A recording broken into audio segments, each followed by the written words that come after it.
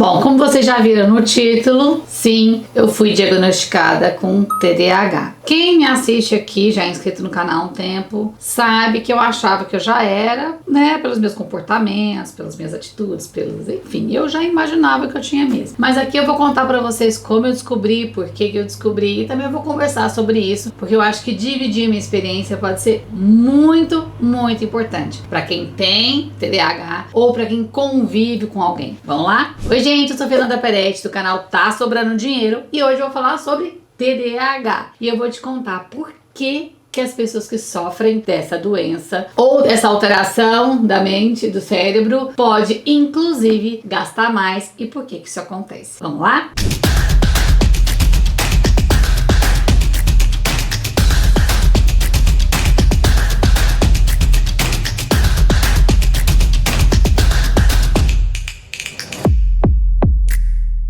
Bom, para contextualizar, por que eu resolvi fazer esse vídeo? Primeiro, porque eu sempre soube que eu tinha TDAH, mas nunca fui diagnosticada, o que é um erro. Se você acha que você tem, é bom que você procure um profissional o quanto antes para ter certeza se seu problema é realmente TDAH ou se é um problema emocional que pode estar causando algumas coisas que lembrem alguém que tem TDAH. Calma que eu vou explicar o que significa isso. Mas tudo começou quando a escola do meu filho me chamou, né? Chamou eu e meu marido para conversar, para que a gente analisasse o Pedro, que é o meu menor, porque ele tinha traços de quem tem TDAH. A escola não pode dar diagnóstico, óbvio, então elas foram muito precisas. Elas falaram: olha, existe essa desconfiança, então o ideal é que você procure uma neuropsicóloga para poder fazer os testes. Procuramos uma neuropsicóloga, ele fez todos os testes e realmente apontou que ele tinha algumas características de TDAH. Mas uma neuropsicóloga não pode dar esse diagnóstico, então ela também nos encaminhou para uma psiquiatra. Chegando na psiquiatra, ela analisou todos os testes e depois de uma conversa com meu filho, comigo e com meu marido, né, nós estávamos todos juntos, até porque meu filho tem 9 anos, recém-completados, ela falou que o diagnóstico era esse mesmo, que pela análise dos testes ela tinha visto sim que ele já tinha TDAH, mas obviamente tinha que ser comprovado com a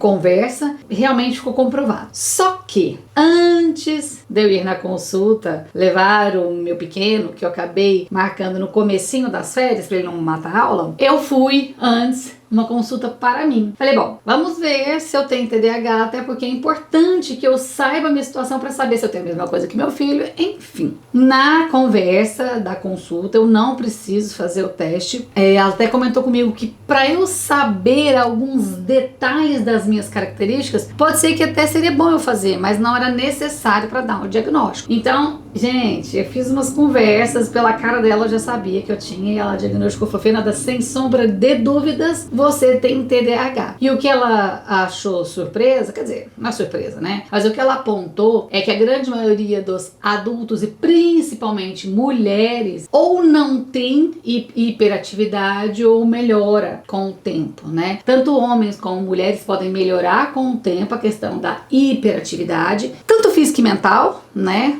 Mas que a grande maioria das mulheres não tem. E eu tenho, e sempre tive, e continuo tendo. Então, a partir disso, quando eu fui na consulta, ela me recomendou 2 livros para eu ler sobre TDAH. Eu amo ler, né, gente? Aí, eu já li esse aqui, No Mundo da Lua, Dr. Paulo Matos. Gabaritei. Gente, o que ele fala parece que ele me descreve. Amei esse livro e ele é gostoso de ler, é rápido. E por que eu tô mostrando esse livro? Se você acha que você tem, ou se você tem alguém que convive com você, que você acha que pode ter, até porque eu vou descrever aqui quais são as principais características, né, de quem tem, é muito importante que vocês leiam, ou que vocês procurem ajuda, ou que vocês vão realmente num psiquiatra, tanto para conversar, porque a pessoa que convive com quem tem TDAH dificilmente vai entender essa pessoa. E a pessoa que tem TDAH, ela tem dificuldade de relacionamento, justamente por ser muito diferente do resto das pessoas. E o que eu li nesse livro aqui, que foi fundamental para eu entender, foi o seguinte: todo mundo,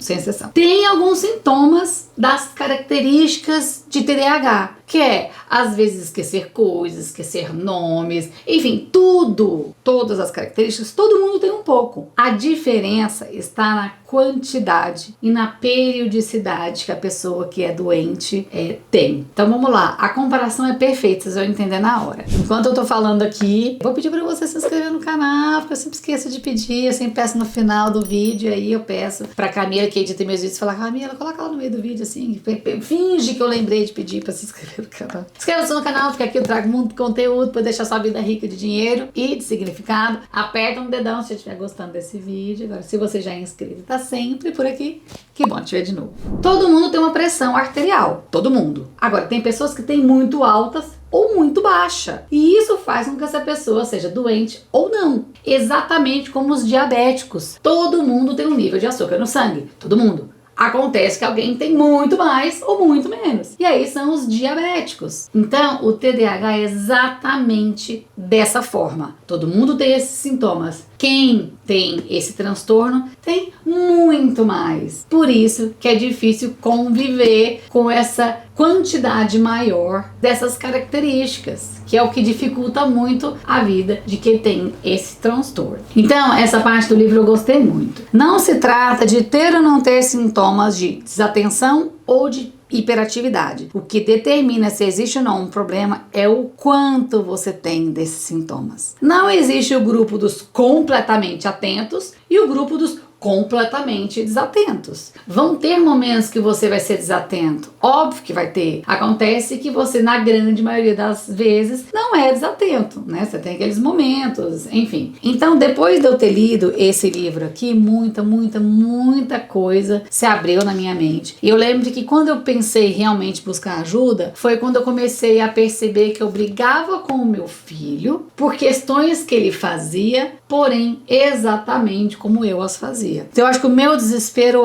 eu espero que ele não seja como eu, porque eu sofri muito fazendo isso que ele tá fazendo, então eu ficava tão nervosa por ver ele fazer exatamente o que eu fazia, que eu brigava com ele. Agora, adianta brigar? Não, gente, não adianta. E outra, TDAH não tem cura, sintomas podem ser amenizados quando você cresce, porém é muito importante ser diagnosticado para poder trabalhar como conviver com esses sintomas, porque se alguns deles ou todos eles não vão passar, você não vai solucionar esse problema de fato, você tem que aprender a conviver. E o mais importante é você saber que você os tem. Então, como meu filho tem 9 anos, ele não tem total entendimento, até porque, não tem muita vivência, eu explico para ele: filho, nós somos um pouquinho diferente, a gente se movimenta um pouco mais, a nossa mente dá umas aceleradas. Agora, tem alguns tipos de comportamento que eu ainda não consigo conversar com ele, porque quem tem TDAH tem muito problema de relacionamento, por vários motivos, porque é uma pessoa que fala demais, que atrapalha, que se intromete. Então, com o tempo é que eu vou explicando para ele quais são os momentos que ele precisa se controlar, mesmo o corpo não querendo. Eu, como sou adulta, já tenho uma maturidade, sei que em determinados momentos que eu tô falando muito ou que eu tô cortando as pessoas, eu respiro e falo: pode falar. Quantas vezes eu já não estive numa roda e percebi que eu estava fazendo isso e parei. Naquele momento eu não achava que eu tinha TDAH, não me vinha isso à mente. Mas depois que eu comecei a ler, eu fui ver o tanto que eu me controlo, e eu acho que isso é importantíssimo e fundamental para você viver em sociedade. Então, muitas horas eu me controlo. Quando eu tô muito agitada fisicamente, quando eu estou muito agitada mentalmente, quando eu tô muito nervosa. Pessoas que têm TDAH são muito impulsivas. E essa sempre foi a questão que eu conversei muito com meu marido. Meu marido é muito calmo, muito ponderado. Quem não viu, eu fiz um vídeo com ele que a gente fala sobre nós. E aí a gente comenta a diferença entre eu e ele, que eu sou extremamente acelerada, até então eu não tinha o diagnóstico. E ele fala que ele é paciente, que a característica dele é ser paciente. Então eu acho que a gente dá certo justamente porque ele me acalma, mas ele respeita o jeito que eu sou. E ele sempre fala: Fernanda, você é muito impulsiva, você fala muito sem pensar. Então assim, às vezes eu falo as verdades para as pessoas que são verdade, eu não tô mentindo. Só que são verdades que às vezes eu não falo da maneira certa, eu falo desnecessariamente. Então essa impulsividade também precisa ser controlada. Eu vou morrer com ela. Então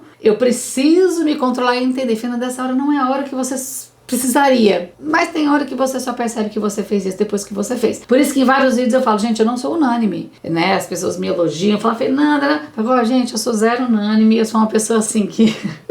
Tem pessoas que conseguem conviver comigo, tem pessoas que não conseguem conviver comigo. E tá tudo certo. Ninguém é obrigado a conviver com aquela pessoa que, né, não combina. E outra coisa, eu tenho uma parceira de beach tênis, que é a minha, tipo, oficial, né? Porque eu posso jogar com várias pessoas, mas eu tenho uma que a gente começou junto e tal. E ela é completamente diferente de mim. E eu sempre conversei com ela sobre as nossas diferenças de características, de personalidade. E parece-me realmente 880. Ela é muito calma, fala muito devagar. E eu acho que é por isso que eu gosto tanto de estar com ela. E eu, como sou a pessoa mais acelerada, às vezes, não sei se ela gosta também, né, gente, desse meu jeito, mas enfim, a gente se dá muito bem. Eu lembro que tem horas que ela falava, nossa, a Fernanda tá tão acelerada, e eu vi a minha diferença entre eu e ela, assim, e eu acho que aquilo me deixava mais tranquila. E há pouquíssimo tempo, antes de eu saber do teu diagnóstico mesmo, eu lembro que a gente estava jogando, eu estava muito acelerada. E quando eu tô jogando, eu jogo beach tennis, pra quem não sabe. Quando eu tô jogando e eu tô muito acelerada, minha mente e meu corpo estão muito acelerados, eu falo muito, errei, fiz isso, fiz aquilo, comento ponto e falo,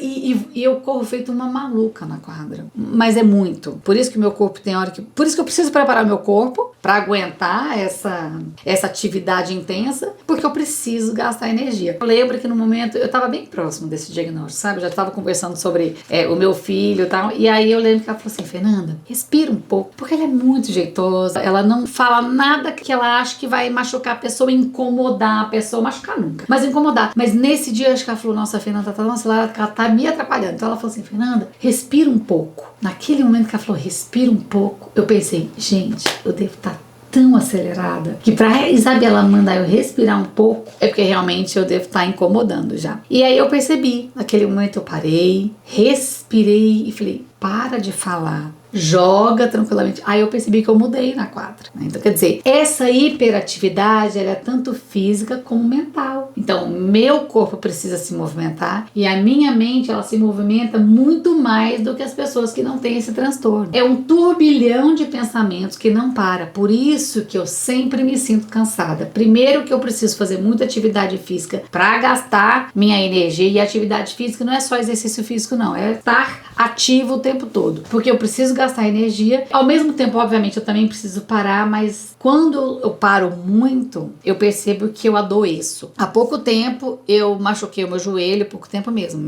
há 2 meses, assim. Machuquei bastante meu joelho, que eu praticamente não conseguia fazer exercício físico, eu tinha que fazer musculação bem de leve, e eu virei um mini monstro. Eu não tinha o diagnóstico ainda. Ninguém me suportava aqui em casa. Meu marido não me aguentava, eu tava nervosa com os meninos, e eu sabia que era porque eu não estava fazendo atividade, exercício físico. Só que eu não tinha ligado ainda, né? Eu não sabia que eu era tão diferente. Mesmo eu falando que eu achava que eu tinha TDAH, eu não entendia muito bem o que era ter, qual é a diferença minha para as outras pessoas, assim, de fato. Eu nunca soube explicar para as pessoas o que é sentir, o que eu sinto, sempre que elas falavam, nossa, eu também, eu esqueço, tal. Eu esqueço as pessoas, eu não guardo o rosto, eu não guardo compromisso, eu não guardo nada de cabeça, minha cabeça é uma confusão mental. Quando eu vejo pessoas vindo na minha direção, que eu não sei quem é, e eu sei que as pessoas que estão ao meu lado sabem, começa a me dar uma confusão mental, que eu fico mais nervosa ainda. Eu não lembro o nome, nem quem é, nem o que aconteceu. Então eu tenho uma grande dificuldade, porque a minha mente, ela é acelerada no nível hard. Por que então você consegue viver, Fernanda? Porque a gente sabe que quando a gente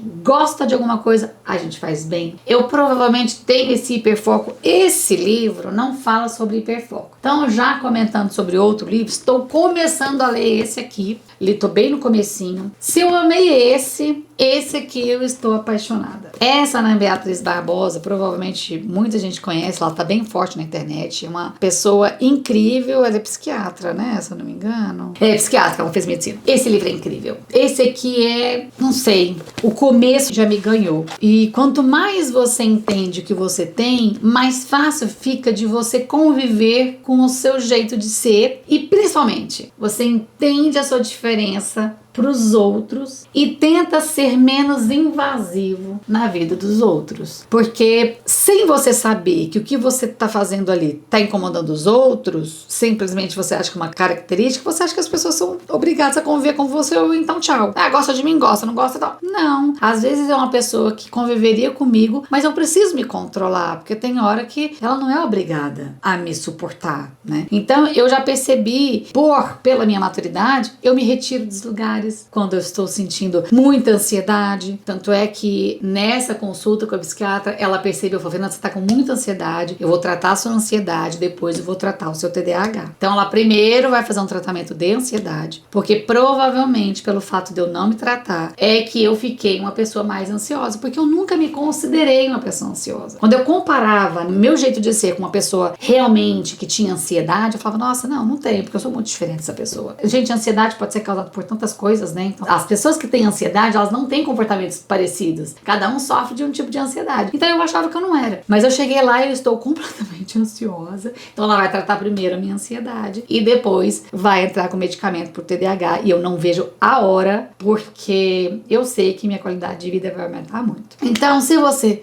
acha que você tem, se você vê que você é mais desatenta, mais desacelerada do que os outros. Agora tem uma coisa muito importante que a Ana Beatriz fala, que esse livro não fala. A visão dela é a seguinte, ela não acha que a gente sofre de desatenção, porque às vezes a gente tem um hiperfoco, que é o que não fala nesse livro. O hiperfoco é quando você se desliga do mundo e vai fazer algo que você gosta, porque essa é a questão, a gente não consegue se controlar quando é algo que não chama a nossa atenção ou que não agrada a gente 100%. Pessoas que não têm esse transtorno conseguem, mesmo achando chato, ficar assistindo uma aula, pega uma coisa, não pega outra. Nós não, a gente não consegue focar porque é o que a gente detesta e a gente não consegue controlar a mente. O problema é não ter controle da mente, né? Não é gostar ou não gostar. Então ela escreve assim, é importante destacar que o termo transtorno do déficit de atenção não traduz com precisão ou mesmo com justiça o que ocorre com a função da atenção no TDA. Ela fala TDA, mas é TDAH. Se por um lado o adulto e a criança TDA têm profunda dificuldade em se concentrar em determinado assunto ou enfrentar situações obrigatórias, por outro, podem se apresentar hiperconcentradas em diversos temas e atividades que lhe despertem interesse espontâneo ou paixão impulsiva. É por isso que quem tem esse transtorno também tem muita propensão a ter vícios. Quem tem TDAH, quando gosta de alguma coisa, ela se vicia por aquilo. Então aqui nesse livro ele pontua quais são os maiores problemas que envolvem, em maior quantidade, né, crianças, adolescentes e adultos que têm TDA. Então eles podem ter mais frequências de acidentes. Quando criança é o que? Acidente mesmo, de cair, porque é muito estabanado e tal. Problemas com aprendizado escolar. Quando a criança não consegue assistir uma aula e ter aprendizado, e aí às vezes ela fica respondendo as coisas muito rapidamente antes de escutar a pergunta, então acaba errando e realmente não consegue prestar atenção e acaba tendo esse problema no aprendizado. Abandono escolar, se não tiver um acompanhamento. Maior incidência de abuso de álcool e drogas ao final da adolescência, porque são crianças e adolescentes muito impulsivos e por isso ela fica muito mais propensa ao vício. Maior incidência de depressão e ansiedade, né, por questões de relacionamento mesmo, como é difícil conviver com esses sintomas, é muito mais fácil ter depressão e ansiedade. Maior incidência de obesidade, porque são coisas muito compulsivas e impulsivas. Quando você é muito impulsivo, às vezes você também é muito compulsivo, não é ligação, porque você faz as coisas muito sem pensar e aí você se vicia naquilo, porque você precisa ter aquela resposta muito rápida de dopamina, de liberação de algumas substâncias. É por isso que às vezes quem tem TDAH também pode comprar muito mais por conta, né, dessa impulsividade, de fazer compras por impulso. Então, com certeza, antes de eu mudar meu estilo de vida, eu entendi quais eram os meus motivos de fazer compras por impulso e por que eu gastava todo o dinheiro que eu tinha. Cada um tem o seu motivo. O meu motivo provavelmente estava ligado ao TDAH. E aí em adultos, maior incidência de acidentes, inclusive com carro. Quem tem TDAH tem a tendência de correr mais. Eu sou uma pessoa que corro mais. Então vira e mexe. Eu até falei num vídeo, ó, engraçado, né, como a gente vê. Eu falei num vídeo que eu fiz aliás, acho que foi o último vídeo que eu soltei, que é o vlog, que eu fui pra uma ilha. Que eu falo que às vezes eu vou numa estrada e eu tô tão cansada de ficar prestando atenção na velocidade, porque eu corro muito, que eu pego e falo, eu vou seguir esse carro. E aí eu vou indo, né? Obviamente eu escolho um carro que não esteja correndo muito. porque daí eu fico menos ansiosa pra correr e vou seguindo aquela pessoa no ritmo que ela tá, porque se depender de mim, eu acabo acelerando mais. Quando eu vejo, eu já tô correndo, né? Porque eu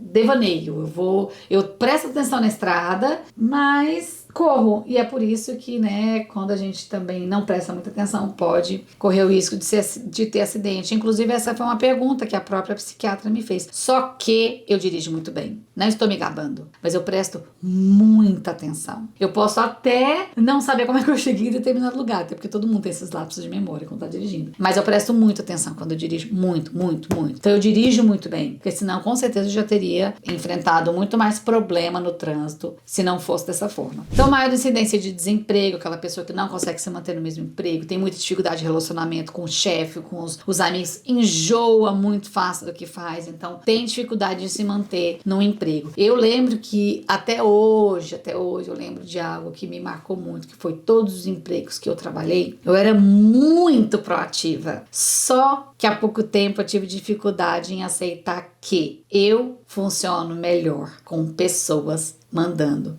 em mim. Foi muito difícil, porque eu achava que assim, não, eu sou aquela pessoa empreendedora, eu faço o que eu quero, mas eu sei fazer as coisas sozinha, eu sei ter um canal no YouTube, editar meus vídeos, postar no Instagram. Não, eu não sei, gente. Eu não consigo fazer isso sozinha. Não só eu, como muita gente, mas tem gente que não é a questão de você conseguir fazer tudo. Ninguém consegue, né? Nem quem tem TDAH, nem quem não tem. Mas eu tinha muita dificuldade em aceitar que eu preciso de pessoas para organizar as minhas ideias, para que eu consiga executar as tarefas. Então, eu lembro que quando eu pensei assim, gente, eu não sou a pessoa que tenho que mandar nos outros. Eu preciso ser mandada. Uma vez eu pensei nisso, eu sou tão boa executora. Aí eu falava assim, cara, mas eu não vou ser uma líder? Péssimo, nossa, não, assim, eu nunca vou me dar bem, eu nunca vou conseguir trabalhar em alguma coisa que vai me dar muito dinheiro, eu vou ser sempre aquela pessoa que vai ser mandada.